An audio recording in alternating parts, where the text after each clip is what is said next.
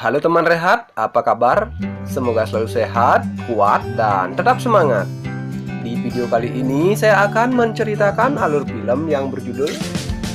Film ini menceritakan seorang wanita bernama Anna yang masuk penjara karena membela diri dari ayah tirinya yang ingin merogoh bak bau embaknya.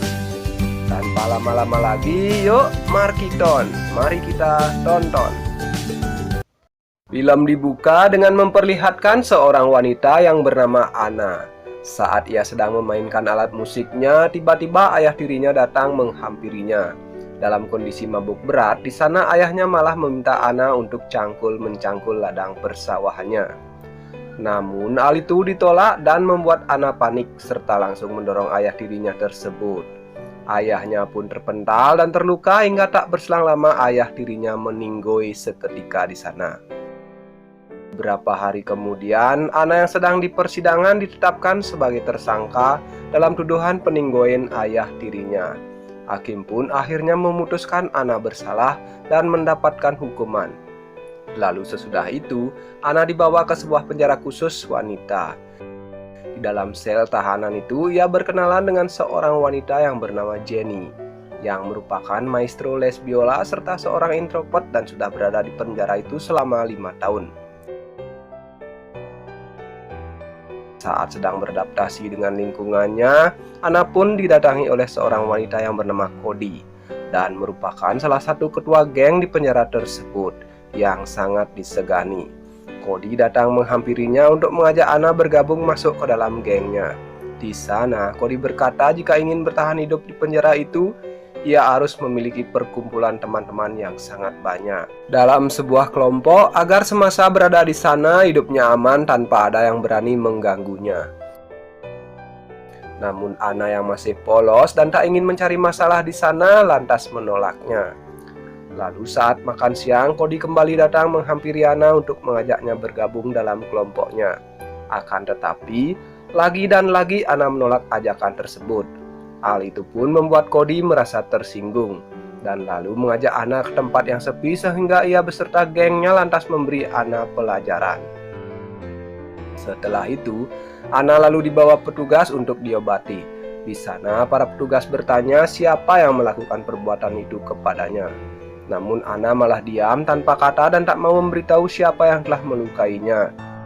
Itu dikarenakan sebelumnya ia telah diancam oleh Cody agar tutup mulut dan tak mengatakan kejadian tersebut kepada siapapun.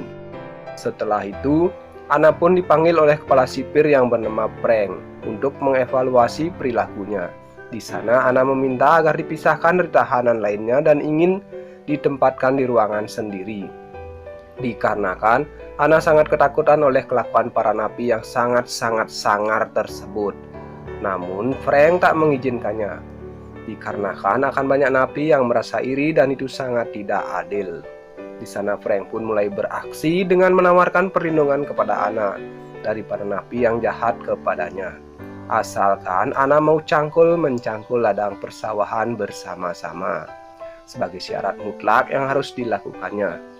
Mendengar hal itu, Anna yang tak ingin melakukannya lantas menolak ajakan dari Frank dan Anna langsung pergi kembali ke ruang sel tahanannya. Ketika telah berada di ruangan tahanannya, terlihat Anna tak henti-hentinya menangis terseduh-seduh. Jenny yang merasa kasihan lantas menghampiri Anna dan mengajaknya mengobrol. Hal itu membuat mereka kini semakin dekat dan melihat Anna yang hatinya sudah tenang dan nyaman, jiwa les biola Jenny menggebu-gebu. Ia pun langsung saja mencipika-cipiki Anna di sana. Lalu pada esok harinya terlihat seorang napi yang bernama Alex dengan sengaja mencari masalah kepada Anna dengan melemparkan bola ke arah kepalanya. Namun Anna sadar ia tak bisa berbuat apa-apa di sana, itu dikarenakan ia tak memiliki anggota seperti napi-napi yang lainnya. Sehingga akhirnya Anna pun mencari Cody dan memutuskan ingin bergabung dalam kelompoknya tersebut. Anna pun lantas diajak berkumpul di ruangannya si Cody. Di sana, Anna disuruh mencari masalah kepada Alex dan juga kelompoknya. Anna yang masih ada dendam kepada Alex, ia pun langsung menghampirinya dan langsung menyemesnya. Petugas yang melihat kejadian itu langsung memisahkan mereka dan membawa Anna ke ruangan isolasi. Akan tetapi, Baru saja beberapa jam di sana, ia pun dikeluarkan dan disuruh menghadap kepada kepala sipir Frank di dalam ruangannya. Di sana, Frank menjelaskan jika Anna akan dikurung di ruangan isolasi tersebut selama 2 minggu.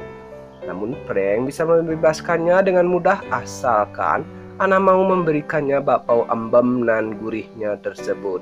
Dengan terpaksa, Anna pun mau menurutinya dan setelah itu mereka pun menongcret bersama. Singkat cerita, ibunda dari Anna pun datang menjenguknya. Di sana, Anna menceritakan kejadian yang sebenarnya jika ayah tirinya itu jahat, yang memaksanya untuk cangkul-mencangkul bersama-sama. Namun ibunya justru membela suaminya dan tak mempercayai Anna dikarenakan ia menganggap suaminya adalah pria yang sangat baik, sangat sopan dan sangat setia kepadanya.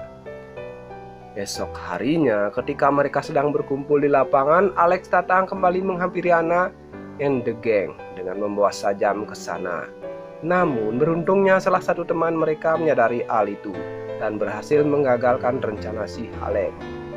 Akibat dari kejadian tersebut, Anna pun kembali dibawa ke ruangan Pak Kepala Sipir.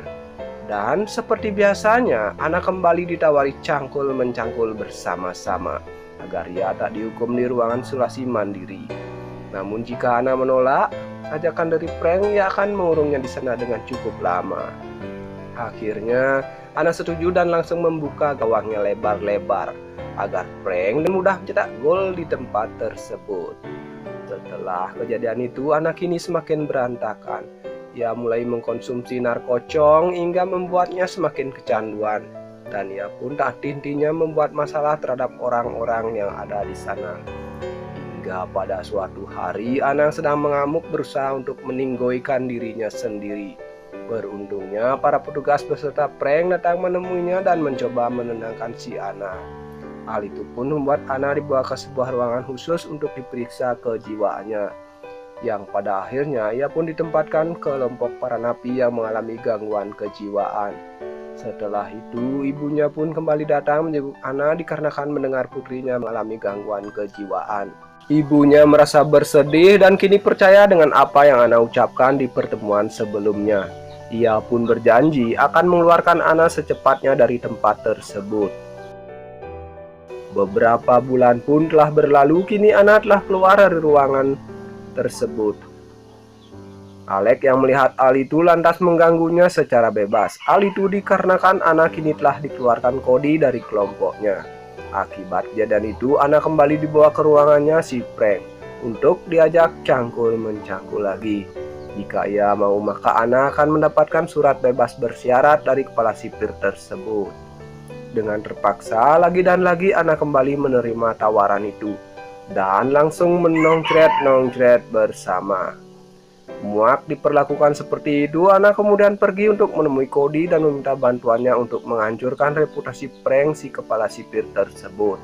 Mereka pun lantas menyusun rencana di mana yaitu merekam Frank ketika sedang mencangkul ladang persawahannya.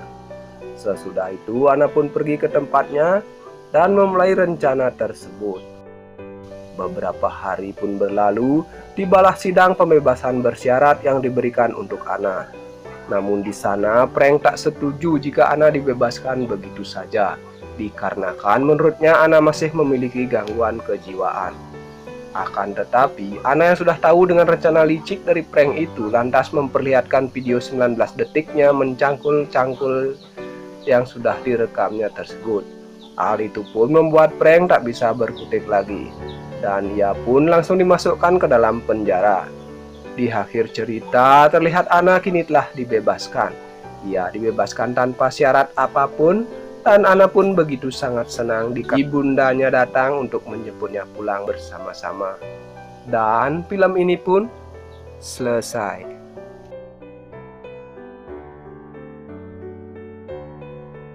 Oke teman rehat, sekian dulu alur cerita film kali ini. Jika kalian suka, silahkan tekan tombol subscribe, nyalakan loncengnya agar tidak ketinggalan video terbaru dari channel ini. Jangan lupa share ke teman-teman kalian agar teman-teman kalian juga bisa menikmati alur cerita film dari channel ini. Jika ada salah kata, saya mohon maaf dan saya undur diri. Sampai jumpa di video berikutnya.